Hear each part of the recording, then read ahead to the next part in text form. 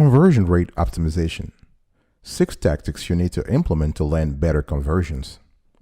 In preparing for the show, we analyzed hundreds of dual landing pages, performing blind A/B tests to select pages that we thought would convert better, and then compared our selections to the actual results.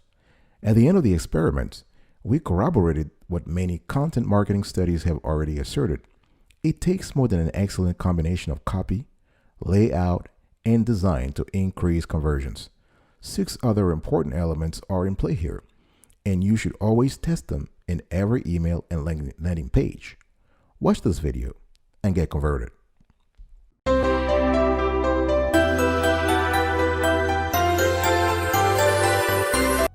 Welcome back, folks, to another edition of Sweetie Kiwi. How are you doing today? I hope you are doing fantastic. Today, I want to talk to you about conversion rate optimization. 6 tips, 6 tactics you can use to implement. You can implement right now and land better conversions. First, you want to test the value proposition. The thing here is that a lot of people are, when you evolve in a very competitive world, every company is vying for the customer's attention. You need to have a clear value proposition. Your product has to have a clear and captivating value proposition. What is your brand selling? What makes that brand unique? Why should the prospect even consider your product over your competitors? Those are questions that not only marketing people should wrestle with, but also SEO specialists. So you want to collect data on which value proposition resonates best with users. You want to ask them, for instance, what works, what doesn't work. You want to ask them what they think you need to do to improve your product or service. You have to understand that according to research, nearly 95%, that's a big number here, 95% of purchase decisions happen in the subconscious mind.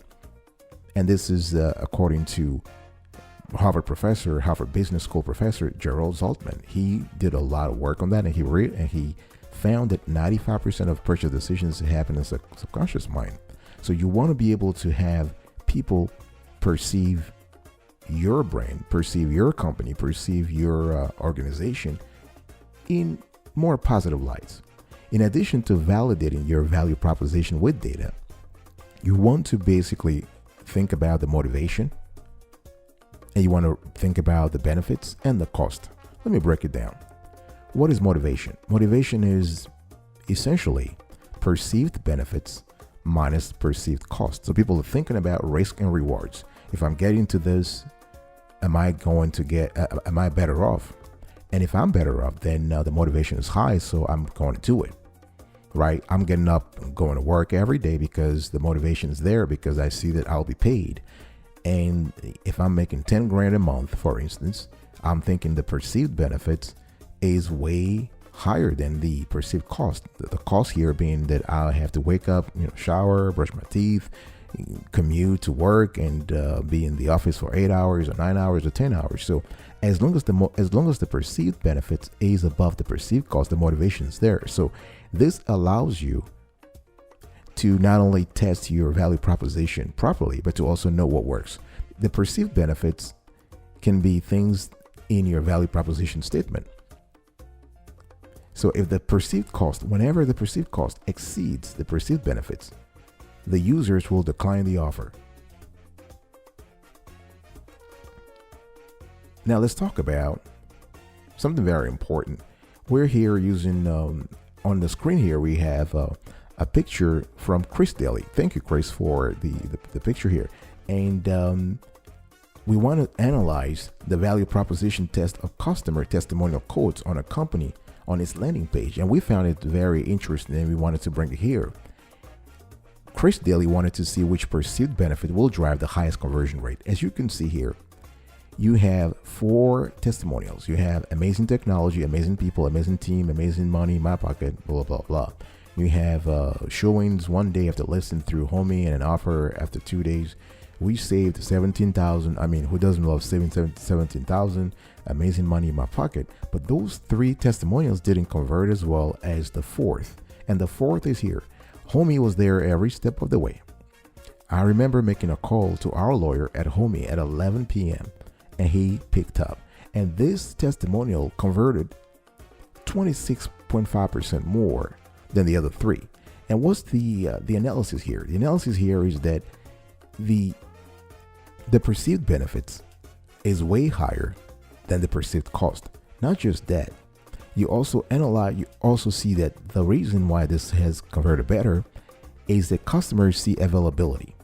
If you have a lawyer who can pick up the call at 11 p.m., that's the ultimate standard of reliability. That's the ultimate standards of trustworthiness. So when you think about lending better conversions, you have to think about the benefits, but also you want to link the benefits and the cost to what? To your value proposition. Is your value proposition about quality, about reliability, being there for the customers? Is your value propositions about always offering excellent service, always being there for your customers? So those are things you have to think about if you want to increase your CRO, your conversion rate optimization. And this is not just on your website. This is not just in an email newsletter campaign, or this is not on a landing page. It has to go through your overall operational model, how you plan your marketing campaigns, how you plan your product design, how you communicate with your customers. Everything is inextricably linked together.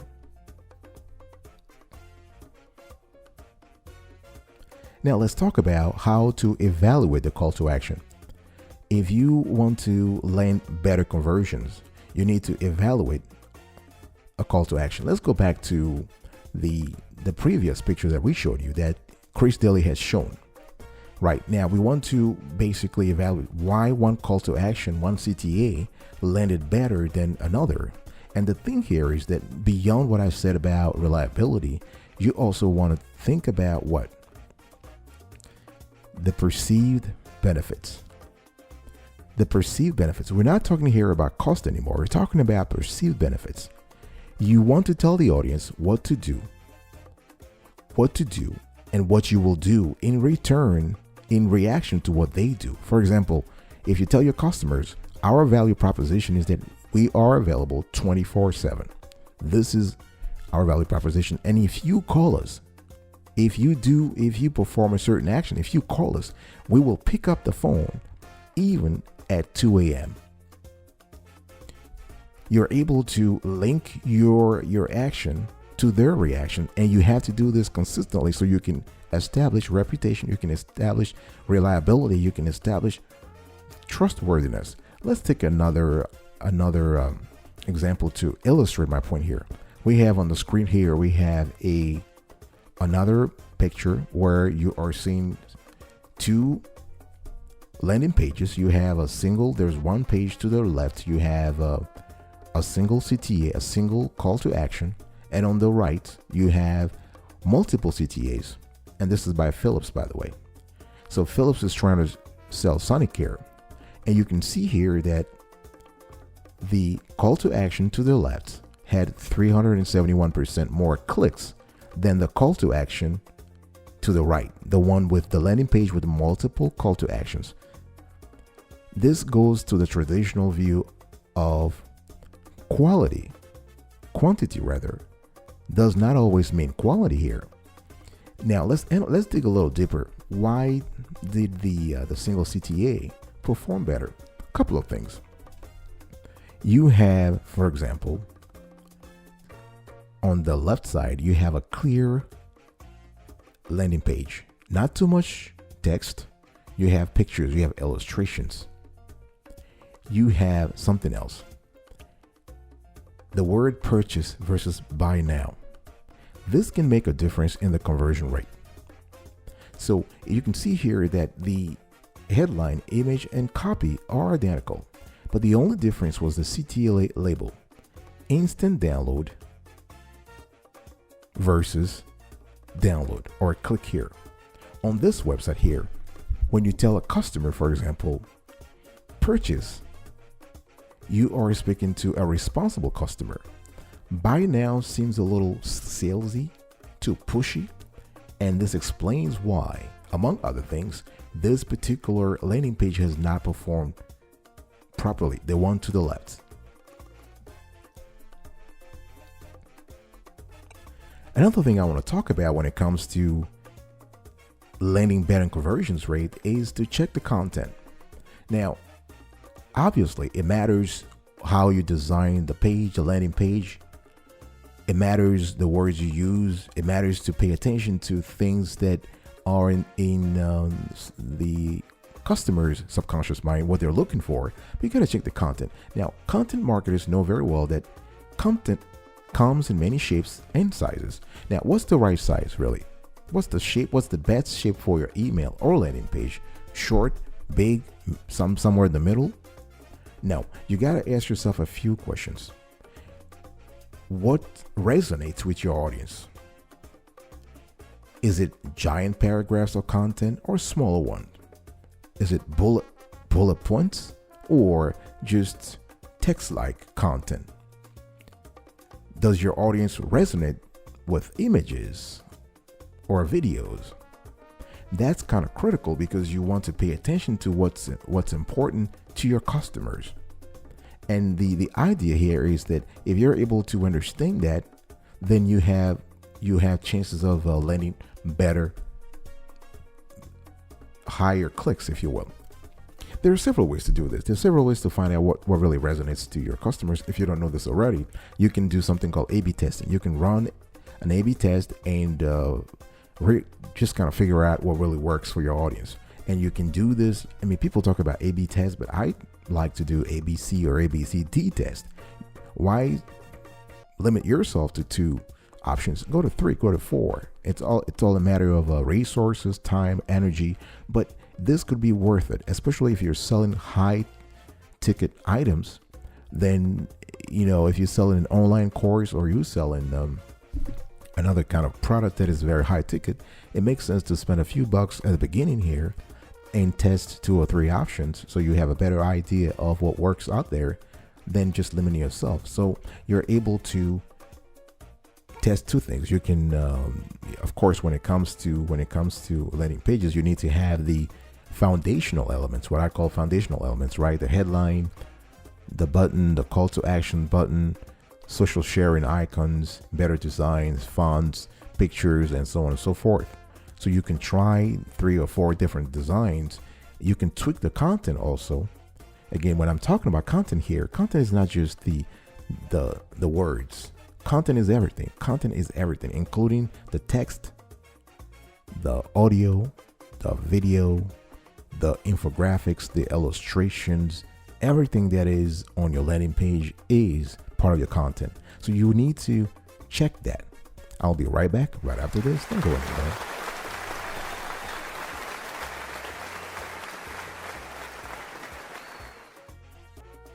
Welcome back, folks, to another edition of Sweetie Kiwi. We're also having a conversation today around conversion rate optimizations, and I'm giving you 6 tactics you need to implement to land better conversions. And I've spoken to you earlier about, I've given you 3 already. You want to check the content, you want to evaluate the call to action, and you also want to test the value proposition. Now let's talk about the fact that you need to eliminate diversions. You need to eliminate distractions. You need to annihilate anything that will take your customers, your prospects' mind away from the main goal, which is to convert. What is a landing page really aiming at? The landing page wants customers and prospects and visitors to convert, right? What are those things that can prevent a conversion? This is what I call diversions. This is what I call distractions. And what causes diversions? Everything.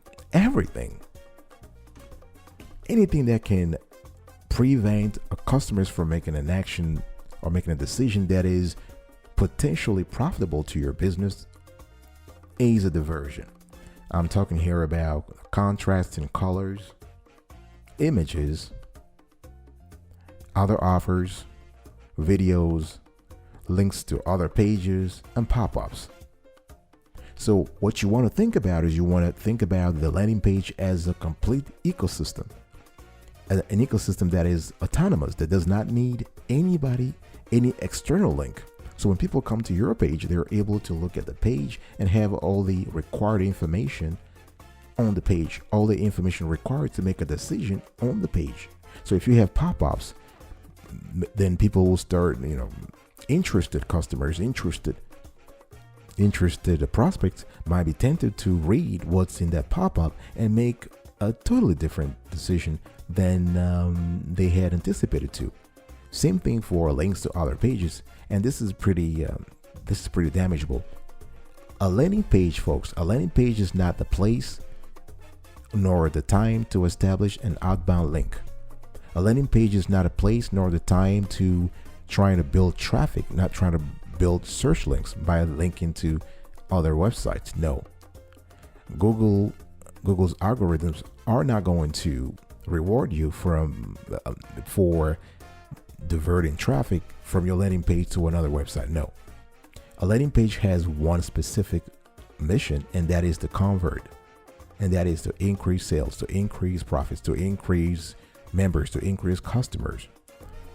Colors are a big. Colors also are a big no-no. You want to stay away from colors also, and this is not something that you want to do. Images as well, and don't put any other offers there. Nobody needs that. So the goal here is to let the customer, let the visitor focus on one specific thing. And this is why big fonts, big colors, captivating format, captivating fonts are recommended. Number 5, you want to avoid anxiety. You have to understand that people's attention span is already limited. If somebody comes to your landing page, the last thing you want to do is to make them anxious. And anxiety can come from several areas. And by anxiety here, I'm not talking about the kind of anxiety you would see at a traditional psychiatric hospital. No, we're not. Fortunately, thank God, we're not there yet. We're not talking about that level of anxiety. We're talking about anxiety that revolves around confusion. Somebody comes to your website, they don't really understand why they're here, or they don't understand what the offer is about. They don't understand your value proposition. They don't understand the whole ecosystem of products or services you're trying to sell. So confusion can be a big part of anxiety, what I call commercial anxiety. The second part is clarity, lack of clarity. If your offer is unclear, if your offer is confusing, people are not going to want to give you a second chance. They might hang around for a few minutes if you're lucky, but they're not coming back. So those metrics, those detrimental metrics will increase your bounce rate. You want to get away from that. The third thing is, if you have content that is alarming, this also could be a cause of anxiety. And this is why you need to pay attention not only to the content itself, to the text, but also to the colors. Colors that are too light, vivid, red, all those sort of screaming colors. You don't want that. And in terms of the alarming part of the content, again, you want to model actually the content based on your value proposition. If your content is also frustrating, people could be anxious. Visitors can be anxious. So the whole thing is, you want to think about the fact that visitors must be in their best mood. They must be in their best mindset to convert, because anxious visitors are less likely to convert. Of course, this makes sense. This is not rocket science, right? So the information that you are putting on your landing page could introduce anxiety for visitors, who may even wonder what to do after comparing your website, your offer, to your competitors' offers. So avoid anxiety at all costs. The sixth and last tactic that you need to do to implement right now to land better conversions is responsiveness optimization. You need to optimize your responsiveness. You want to optimize your landing page for responsiveness. And by responsiveness, I'm talking about what? I'm talking about everything from the design of the landing page, to the CTA button, to the content itself. We have another picture here that we put on the screen, coming from Chris Daly again, that is very, very educational. Let's say we have 3 phones. We have 3 landing pages, 3 mobile landing pages on the screen here. So we have the one to the left, the one in the middle, and the one to the right. You can see that the one in the middle has 10% appointments and 17% more calls, whereas the one to the far right had 41% appointments and 84% calls. What is the difference here? What is really the difference? Now, a few things. Number one, color. You can see the blue background. The blue background is synonymous with clarity, with peace, with serenity. So people are in a good mood. It's clean, it's fresh, it's inviting, it's welcoming. So people are interested. Besides the color, you also have the CTA button, rather. So you can see that it's right there in the middle. It says get instant quote.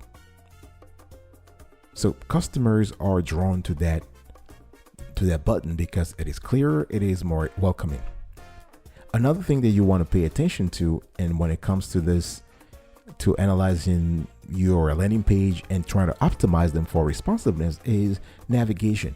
Make sure the navigation is easy, that visitors can contact you, can contact the company directly.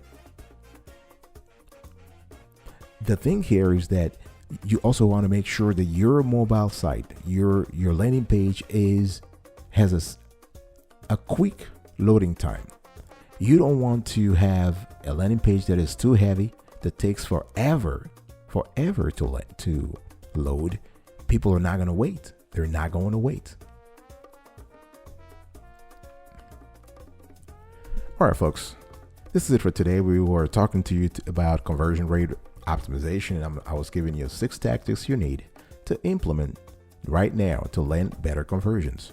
And the 6 tactics are: you want to test the value proposition, you want to evaluate the call to action, you want to check the content, you want to eliminate diversions, you want to avoid anxiety at all costs, and number 6, the last but not the least, you need to optimize for responsiveness. I will see you next time. But until then, remember, stay moral.